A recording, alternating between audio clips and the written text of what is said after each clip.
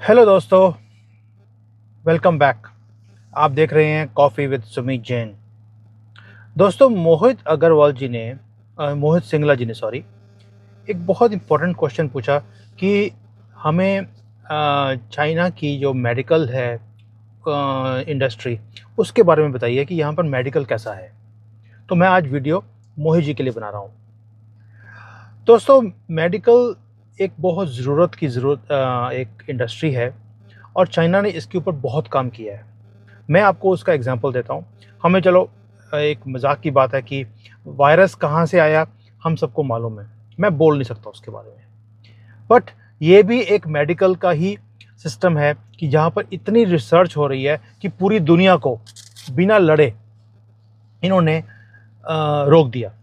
आप कभी इमेजिन कर सकते थे कि कभी पूरी दुनिया एक छोटे से जो इनविजिबल वायरस है उससे रुक सकती है और पूरे दुनिया में लॉकडाउन लग सकता है?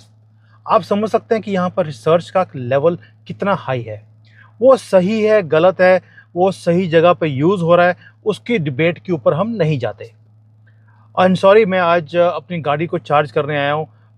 ऑफिस जाने का टाइम है, उससे पहले मेरी गाड़ी चार्ज नहीं था, तो मैं गाड़ी में बैठ के ही आपके लिए रिकॉर्डिंग कर रहा हूँ। तो अगर थोड़ी सी डिस्टर्बेंस होगी तो just excuse me for that. But ये टॉपिक इंपॉर्टेंट था। सो अभी हम आपको एक एक एग्जांपल देता हूं कि यहाँ पर रिसर्च का काम कितना हो रहा है और ये कितनी आगे निकल चुके हैं उसके अंदर। देखिए, जैसे आपने थंबनेल देखा है, चाइना ने कुछ ऐसा किया है कि उसने भगवान को भी चैलेंज कर दिया अपनी मेडिकल रिसर्च और उसके थ्रू। देखिए, इन सनातन धर्म जो हमारा हिंदू धर्म है, सिर्फ शायद हिंदू धर्म है या बौद्ध वाले हैं जो आत्मा के इम्पोर्टेंस को समझते हैं या आत्मा की एग्जिस्टेंस को एक्सेप्ट करते हैं। अब आप देखिए, सनातन में हम कहते हैं कि जब कोई आदमी को बच्चा जन्म लेता है तो आत्मा उसके अंदर एंटर करती है, तभी उसका जन्म शुरू होता है। उसके बिना तो वो सिर्फ मीट का एक पोर्शन है। और जब एक आदमी मरता है तो उसके मरने पर आत्मा शरीर को छोड़ देती है, उसके पहले आत्मा छोड़ती नहीं है। मेरा अपना मानना है कि आत्मा जिंदगी में कभी कभी छोड़ भी देती है। जब कभी हम किसी लेडी को ड्राइविंग करते देखते हैं, गाड़ी चला रही हो, तो उसको उसके साथ बैठे हो अगर आप, तो आत्मा तो छोड़ देती है कई बार। और जब कभी मैं यहाँ पे पंजाब रोडवेज की मैं बस देखता हूँ, जब ड्राइव करते हैं वो लोग, वो बाहर से देखने भी पता लगता है कि अंदर जो बैठे हैं ना, उन सबकी आत्मा बार बार निकल रही होगी। तो एनीवेज, ये तो मजाक की बात है। बट एक एक चीज़ श्योर है कि जब मैं अपनी मॉम के जब ड्राइव कर रहे हैं, जब मैं उनके साथ बैठता हूँ, तो मेरी आत्मा भी बड़ी बार छोड़ती है, वापस आती है। और मैं ऊपर वाले को याद रखना पड़ता है। चलिए, अब हम टॉपिक पे आते हैं। सनातन में ये बड़ा इम्पोर्टेंट टॉपिक है कि आत्मा कभी भी शरीर को नहीं छोड़ती, जीते जी। लेकिन चाइना में आप ये देखिए, एक भूख है।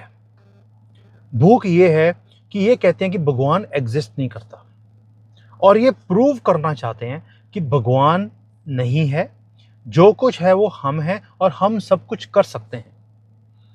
और जब हम कहते हैं कि भगवान जन्म देता है, भगवान मृत्यु भी देता है, तो ये हमारे सभी धर्मों के अंदर ये चीज़ है।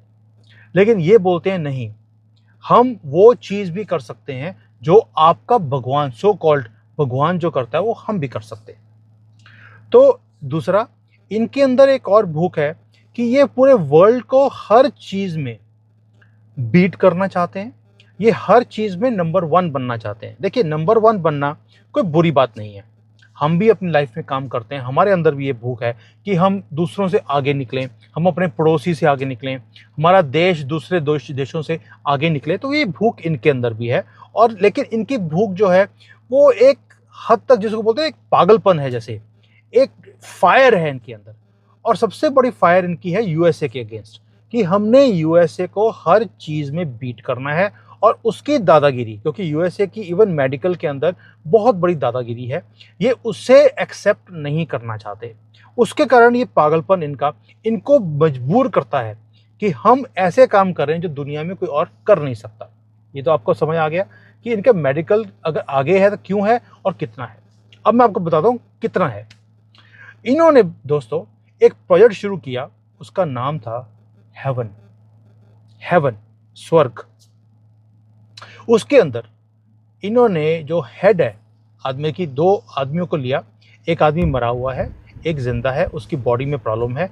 उन्होंने उसका हाथ को काट के उस मरे हुए आदमी के बॉडी के ऊपर से सिर निकाल के सिर लगा दिया और नई बॉडी मिल गई उसको। और ये 2 डॉक्टर्स थे यहाँ पर, उसका नाम था यन शॉपिंग एंड सर्गियो कैनावेरो। ये 2 डॉक्टर्स ने, sorry not engineers, doctors, 2 doctors ने ये कारनामा करके दिखाया है। मेडिकल वर्ल्ड बोल रहा था ये नहीं हो सकता, क्योंकि आप देखिए इन्होंने शुरू किया, जो पीछे स्पाइनल कॉर्ड होती है उसको रिपेयर करने पे इन्होंने काम शुरू किया था, तब इन्होंने रिपेयर कर दिया। इनको लगा ये इम्पॉसिबल काम अगर हो सकता है तो क्यों ना हम बाकी जो नर्व्स हैं, आप देखिए हजारों लाखों नर्व्स हैं जो हेड से पूरी शरीर को जोड़ती हैं। स्पाइनल कॉर्ड है, बैकबोन है, इसको करना और सबको जोड़ने का काम भी हम कर सकते हैं, और इन्होंने करके दिखाया।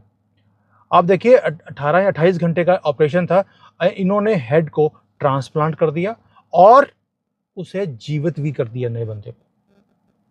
और इन्होंने शुरू किया एक्सपेरिमेंट्स फिर एनिमल्स के ऊपर। इन्होंने जैसे चूहे होते हैं, रैट्स के ऊपर, डॉग्स के ऊपर इन्होंने एक्सपेरिमेंट्स किए एंड ट्रांसप्लांट कर दिए।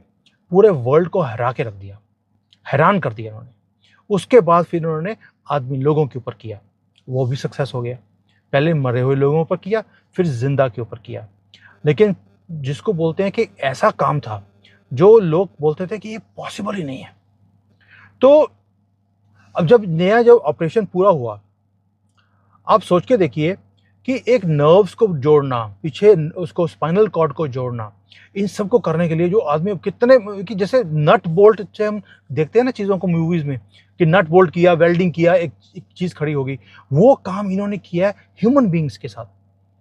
मुझे लगता है जो वो आदमी शुरू में फोटोज आई थी, बाद में चाइना ने सारी डिलीट कर दी। वो ऐसा लगता था जैसे कोई हॉरर मूवी का सीन हो, वो लगता ही नहीं था ये ह्यूमन बींग है, वो कोई ज़ॉम्बी लगता था वो। आप प्रोजेक्ट का नाम देखिए, प्रोजेक्ट का नाम है हेवन। और पूरे दुनिया में एक आउटरेज था, मेडिकल वर्ल्ड ने बोला ये एथिकल नहीं है, ये सही नहीं है, आप भगवान को चैलेंज कर रहे हो। जो स्पिरिचुअल लोग थे, रिलीजियस लोग थे, उन्होंने हल्ला किया कि ये क्या कर रहे हो आप क्या प्रूव करने की कोशिश कर रहे हो कि आप भगवान से ऊपर हो। लेकिन इन्होंने किसी की नहीं सुनी। अब एक डिबेट शुरू हो गई उसके बाद कि जो ये नया आदमी आया है जिसकी बॉडी आपने चेंज करी है, वो बंदा कौन है? क्या वो पुराना बंदा है जो मर गया था? ये नया बंदा है कि जिसने हेड दिया उसका है? बहुत बड़ी डिबेट थी।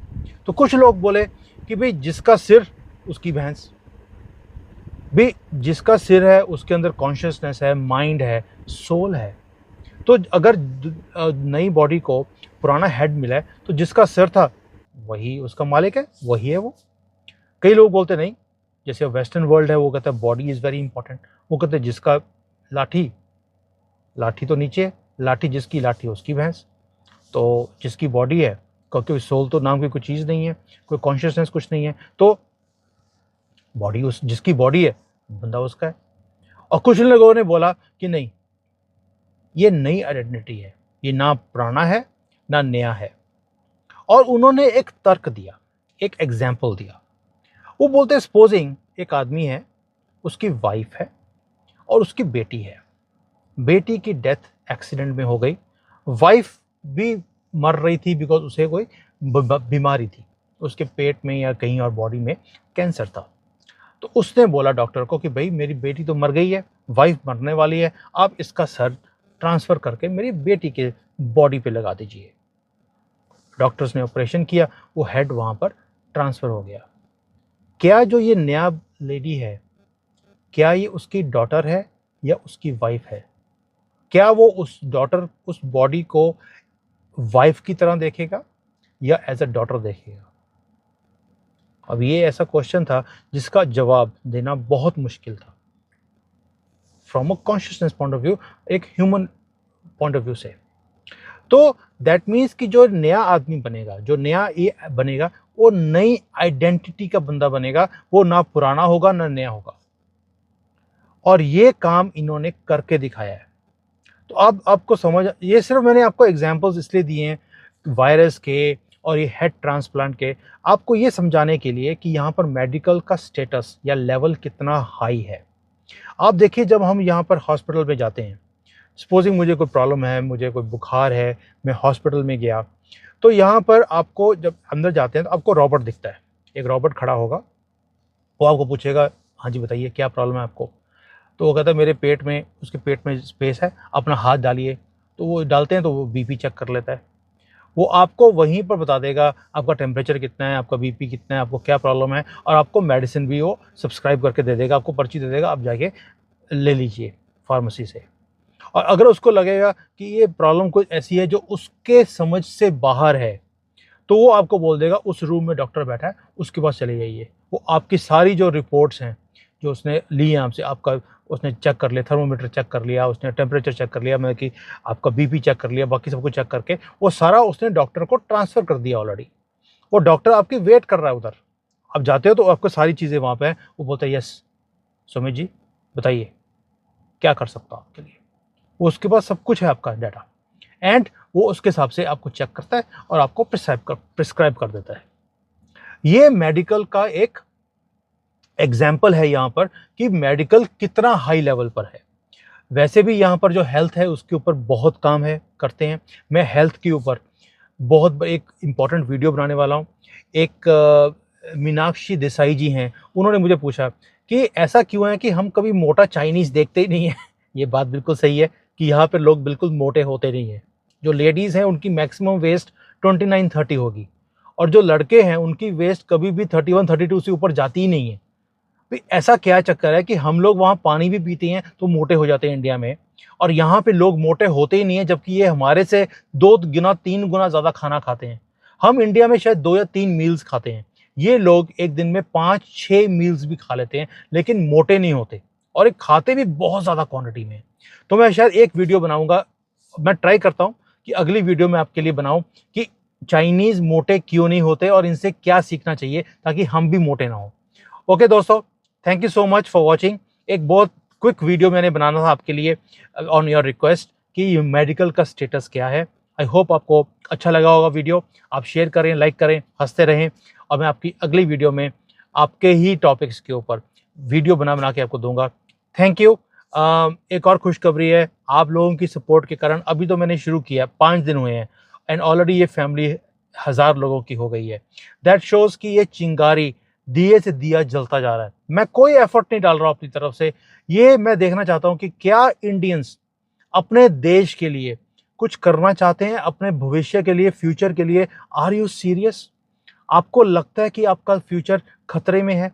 और ये चिंगारी मैं देखना चाहता हूँ, क्या ये दिए से दिया जलता है?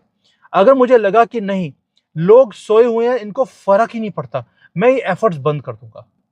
लेकिन मैं देख रहा हूं कि आहिस्ता आहिस्ता लोग अपने आप जुड़ते जा रहे हैं, people are spreading it, and ये मुझे भी हिम्मत देता है कि शायद मेरे एफर्ट्स का कुछ फायदा होगा, कुछ लोग तो जागेंगे। मोदी जी वापस आने चाहिए, ये मैं चाहता हूं, नॉट बिकॉज मैं मोदी जी से प्यार करता हूं, मैं उनके काम को प्यार करता हूं, मैं उनके जो काम है, उनका जज्बा है, जो देश के लिए वो करना चाहते हैं, मैं उसको एक्सेप्ट करता हूं। क्योंकि मैं देखता हूँ बाहर से बैठकर, जब मैं वापस इंडिया में आता हूँ, आई फील प्राउड कि हमारी कंट्री कैसे तरक्की कर रही है। लेकिन जब मैं देखता हूँ कि लोग सिर्फ इसलिए कि कुछ किसी ने फ्री का आपको प्रॉमिस कर दिया, आप वो सारे काम जो उन्होंने 10 साल में किए आप भूल जाते हो। उसको रोकने के लिए, वो माइंडसेट को चेंज करने के लिए मुझे लगता है कि ये काम जरूरी था। और आपको मालूम है मैं किस कंट्री में बैठा हूँ और कैसी वीडियोस बना रहा हूँ आपके लिए, ताकि आपको समझ आए कि हमारा देश को बचाना कितना जरूरी है, और ये लोग कैसे लगे हुए हैं हमें हराने के लिए, हमारी तरक्की को रोकने के लिए।